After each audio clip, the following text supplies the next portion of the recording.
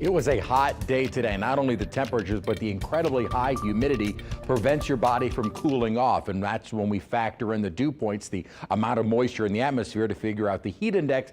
And at its peak at Kenner, it hit 111 degrees. Right now, it still feels like it is 94, and temperatures are in the 80s. Little bit of a breeze, 7 miles an hour, not much, but it's something. We'll take whatever we can get to kind of mix up the atmosphere. In the lower mid 80s outside, the only 70 on the map is up in Macomb, and with dew points still upper 70s and low 80s. This is the oppressive humidity you tend to see more in July, August, not late May. It still feels like 100 degrees right now in Baton Rouge. Typically, I don't show the heat index at 10 o'clock at night, but it's a big factor in our nighttime temperatures right now, feeling like the 90s. A little bit more of a breeze out at Lakefront Airport at 15 miles an hour, but fairly light winds through the overnight period. Our pattern is kind of changing. What had dominated our weather over the last several days was the upper high that had been centered over Mexico, really keeping us hot and dry.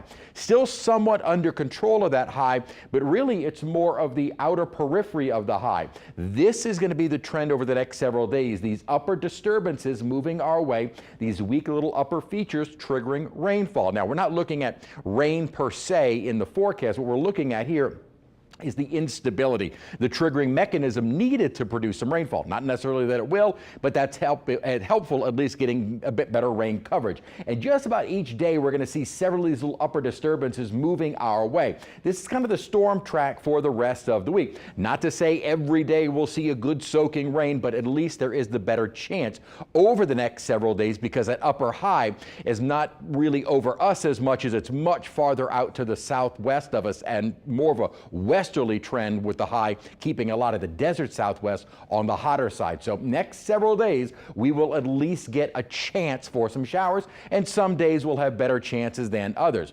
While that upper high is shifting off to the west a bit, upper troughing is going to help to bring in some slightly drier air. Not dramatic, but a little bit of a drop in our humidity. So the heat kind of gets pushed off to the west, and our temperatures will be able to come down a bit, because we're not going to have first that upper high, but also with temperatures in the upper 80s, lower 90s, that is more seasonable. This is where we're supposed to be. And also some slightly drier air. Now again, not dramatic, but considering the dew points have been in the upper 70s, low 80s, dew points getting knocked into the lower 70s and 60s over the coming days will feel a whole lot better. Again, nothing spectacular for a weak front moving through, but for late May, early June, that's about as good as we can get. More seasonal temperatures, and that actually will take us right on into the weekend. Severe weather finally starting to wind down to our northeast, and even across parts of lower Alabama and Georgia, where we had kind of a boundary move on through. There was a chance of a few thunderstorms here,